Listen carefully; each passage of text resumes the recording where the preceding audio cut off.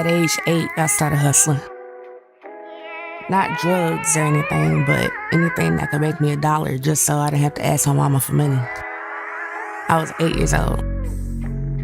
I'm about to be 25. That's 17 years of trying to get ahead and stay ahead. Now, I'm not going to sit here and act like everything was easy. I learned life lessons at a young age. At 8 years old, I was robbed. At the time, I was selling flavored lip balm to the girls in my class. I was the only one doing it, only one selling anything, you feel me?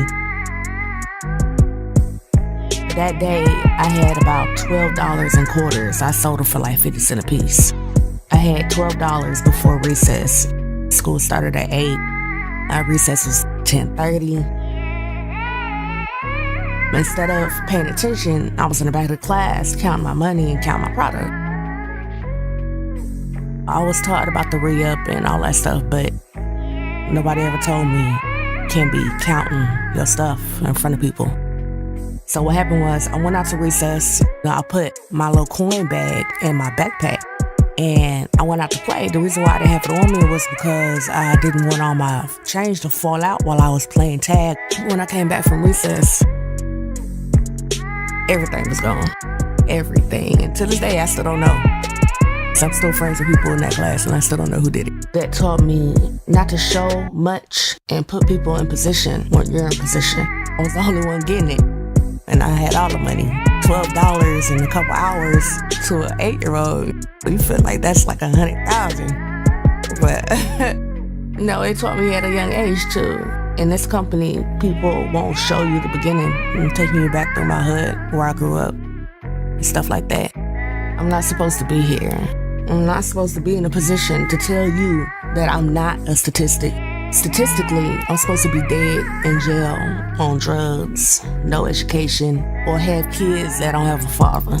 Every year since 2011, I've woken up with my stomach in knots, eyes watery, sore, no appetite. Why? Because I got the news that one of my friends back home has been killed.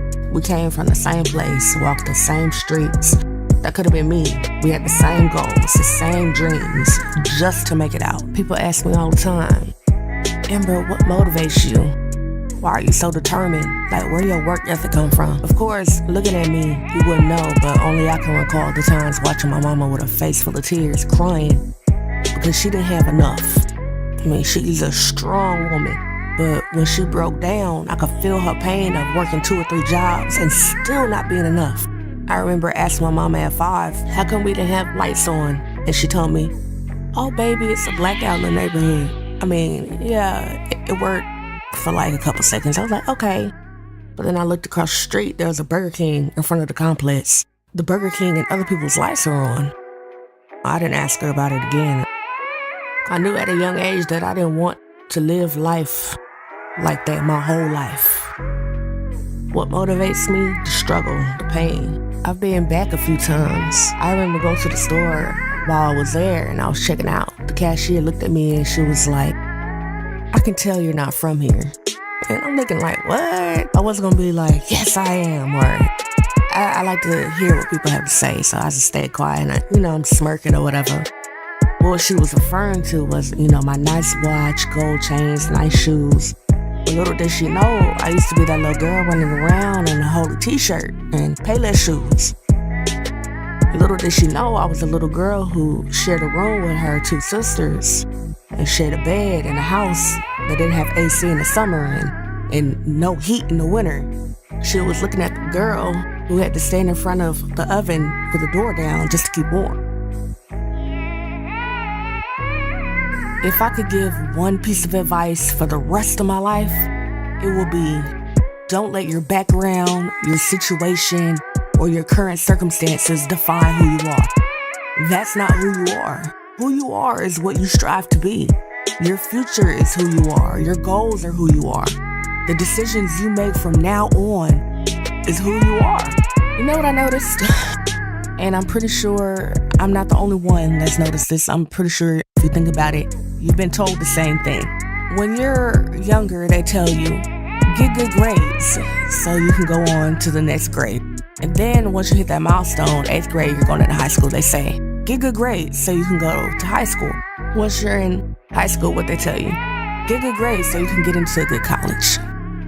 You do all that or whatever, and you get to college, and they say, get good grades so you can get a good job. From a child, we have basically been brainwashed. Nobody is saying, go a different route. Everybody's saying, get good grades, do this, do that, so you can get a good job and work for somebody else. When you work for somebody else, your freedom is stripped. Nobody tells you that. Everybody says, oh, the goal is to get a good job. But what does a good job entail? It takes away the time to actually do things. It takes away from the time that you have to spend with your family, the time to actually enjoy life. There's a difference between living and existing. I don't know if you're anything like me. I made that decision. I was like, I want to live. I don't want to just exist and wake up every day and do the same thing over and over and over again and call that life. That isn't life. You have to give yourself the opportunity to start living and not just existing. You are a person who wants change. That's why you're watching this video. You're tired of the same old cycle and calling it life. That isn't life. Go live. What's my advice? Go after everything they say you couldn't have. What do you like to do? You could do that all the time, you know what I'm saying, if you had the time to do it. I'll tell you what I like to do. I love to travel. I love going different places, seeing different things, trying different food, and having fun. When I started this journey, people thought I was crazy. It was baffling to me because I was getting paid to refer people to a service that they needed.